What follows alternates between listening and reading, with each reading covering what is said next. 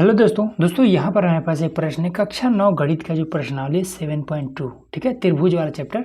तो उसी में जो आपका प्रश्नावली 7.2 है उसी में जो प्रश्न है आपका 8वां, जिसमें कहता है कि दर्शाइए कि किसी समबाहु त्रिभुज के प्रत्येक कोण 60 डिग्री का होता है, ये चीज़ हमें बताना है। ठीक है, तो देखिए इसमें सबसे पहला ये वाला जो क्वेश्चन है ये आपका 4 नंबर के लिए कई बार पूछा गया। ठीक है, इसलिए इंपॉर्टेंट क्वेश्चन है, ध्यान से समझिएगा। तो समबाहु त्रिभुज एक बना लेते हैं, ऐसा त्रिभुज जिसकी सभी भुजाएं आपस में बराबर हो, ये होता है समबाहु त्रिभुज। ठीक है, इसका नाम ए है, इसका नाम बी देते हैं, इसका नाम सी। ठीक, समबाहु त्रिभुज में ये भुजा ये भुजा ये भुजा तीनों भुजाएं आपस में बराबर होते हैं। ठीक है, उसके साथ ही साथ इसके जो कोण होते हैं ये भी क्या होते हैं, सभी आपस में बराबर होते हैं। ठीक, तो देखिए त्रिभुज के तीनों कोणों का जो योग होता है वो होता है 180 डिग्री, जो कि आपको पता होगा। ठीक है, तो इसको कैसे सिद्ध करेंगे कि ये वाला और ये वाला तीनों कोण 60 डिग्री का है। तो देखिए कैसे सिद्ध करेंगे। सबसे पहला काम लिखेंगे हल, उसके बाद से लिखेंगे कि दिया है। क्या चीज़ दिया है कि जो इसका कोण है सभी के सभी बराबर है। ठीक है, सभी के सभी समबाहु त्रिभुज के भुजाएं भी बराबर होती हैं और कोण भी सभी के सभी बराबर होती हैं। ठीक है, लेकिन ये भी हमें पता है कि हाँ सब 60 डिग्री का होता है, लेकिन कह रहा है सिद्ध कीजिए। ठीक है, 60 डिग्री, तो इसको ऐसे लिखेंगे।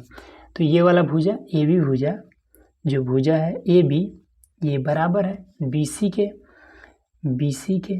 ठीक, और बी सी बराबर है ए सी के और ए सी बराबर, इस तरीके से तीनों आपस में बराबर हो गया। तथा उसके साथ ही साथ जो कोण ए है ये भी बराबर होगा कोण बी या सी, दोनों भी लिख सकते हैं, कोण बी के। ठीक है, बराबर कोण सी के। ठीक, तो ये चीज़ हो गया। अब इसके बाद से हाँ ये तो हमें ये सारा चीज़ क्या है बराबर में हमें 60 डिग्री का है, ये चीज़ नहीं लिख सकते हैं। क्यों? क्योंकि यही 60 डिग्री तो हमें इसको सिद्ध करना है। ठीक है, तो ये वाला नहीं लिखना है। ठीक, बस ये चीज़ आपको ध्यान में रखना है कि इसकी भुजाएं और कोण, समबाहु त्रिभुज के भुजा और कोण आपस में बराबर होता है, बस। उसके बाद से लिखेंगे ज्ञात करना है।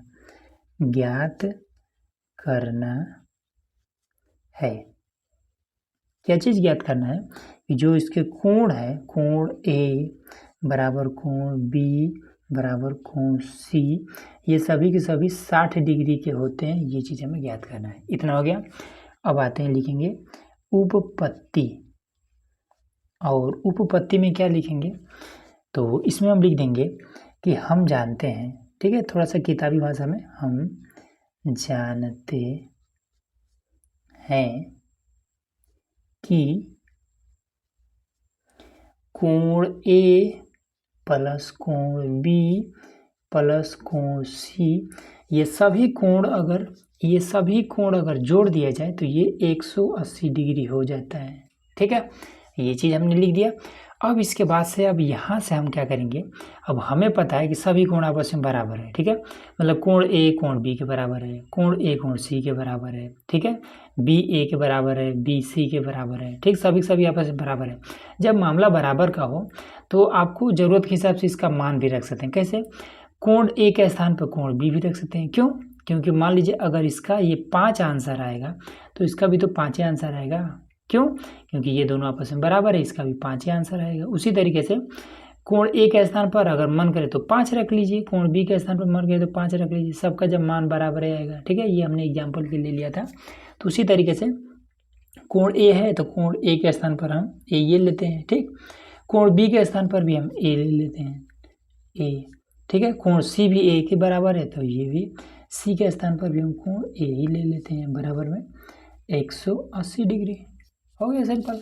ठीक, उसके बाद से एक कोण है और दो कोण है, 3 कोण है, तो दोनों जुड़ जाएगा तीनों, तो हो जाएगा 3 कोण ए बराबर में 180 डिग्री। 3 को इधर भेजिए तो कोण ए बराबर में 180 और गुणा करा है तो भाग करने लगेगा।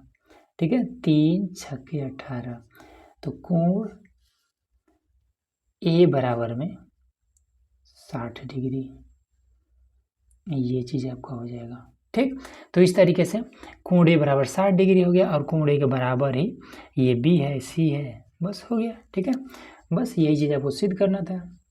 ठीक, लिखना चाहे तो लिख सकते हैं कि इसलिए कोण B बराबर 60 डिग्री और उसके बाद से कोण C बराबर 60 डिग्री। यही आपका आंसर हो जाएगा।